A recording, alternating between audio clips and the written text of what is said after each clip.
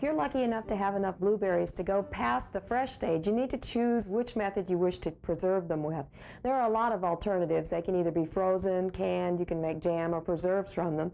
Today we're going to try a little bit different method, one that's actually older than any of those. We're going to try drying them in a couple of ways. Now you can see that the blueberries themselves have a waxy coating.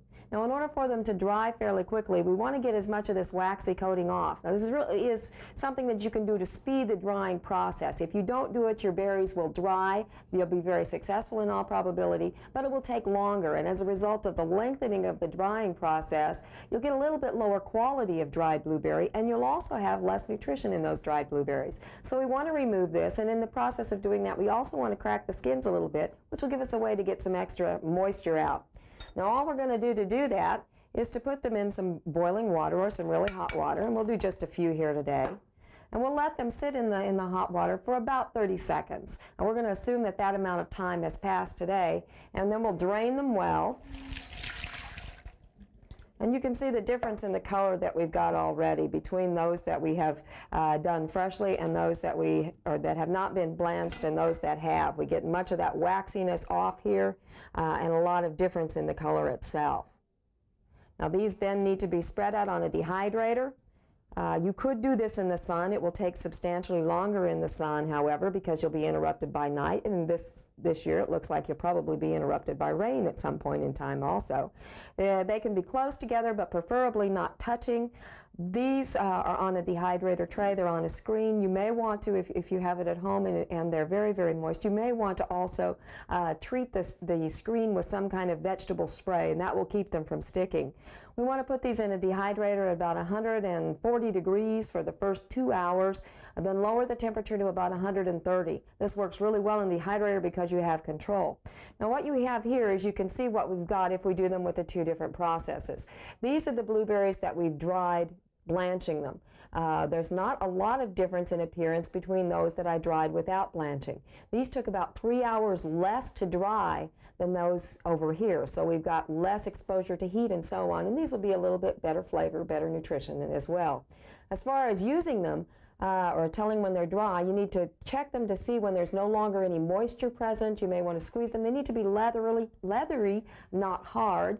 Then you probably should condition them for a few days because you'll have large blueberries and small blueberries mixed together. Put them in a jar. A glass jar is nice where you have a lid on it. Close the lid down. Check them on a daily basis. If you see moisture on the sides of the jar, you need to put them back in the dehydrator, the dryer, the oven, or back in the sun for another day or so, or a few hours in a dehydrator, so that you get the moisture evaporated. This also allows the moisture to equalize between the big blueberries and the small blueberries, so you don't have some that are way over-dried and some that are still too moist in the middle. It'll help reduce the chance of mold and spoilage later on.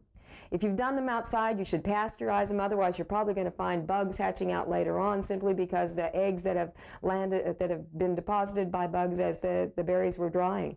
The second thing I want to try for you real quick is also a drying method. This one works real good for kids. It's called fruit leather, in this case blueberry leather. We're simply going to put the remainder of the blueberries in a blender. And this you kind of are going to have to judge the amount by the amount you have on hand and so on. Now blueberries themselves don't make very good leather. The flavor is very, very bland. So we're going to add some apple puree. Now apple puree in this case is simply applesauce.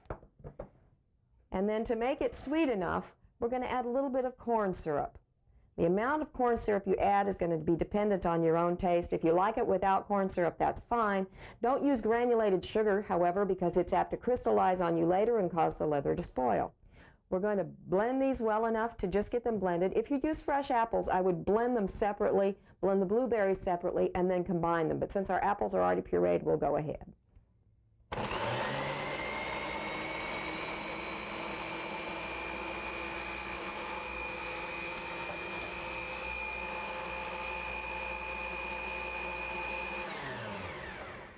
All right, well, you notice we left the peel on. Obviously, we're not going to try and get that off of blueberries. We're going to spread this on a sheet. Again, you may want to treat this with a vegetable spray ahead of time. Try to get an even thickness, and also no more than 1/4 of an inch thickness. You may want to shake the tray a little bit if it's a little bit thick in one place, or to help spread it out a little bit. Then this again goes in the dehydrator at 150 degrees for 2 hours, then lowering the temperature to 130 until it's dry.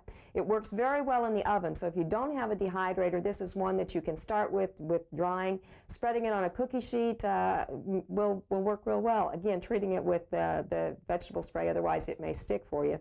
When you can peel it up or lift it up, check it when it's cool. When you lift it up and it's no longer sticky in the center, it's ready to go. Roll it while it's warm, and if you can get it to the freezer, if you need to store it for a long period of time, that's the way to do it. My experience is, however, we never get it that far. For Oklahoma Gardening, this is Barbara Brown.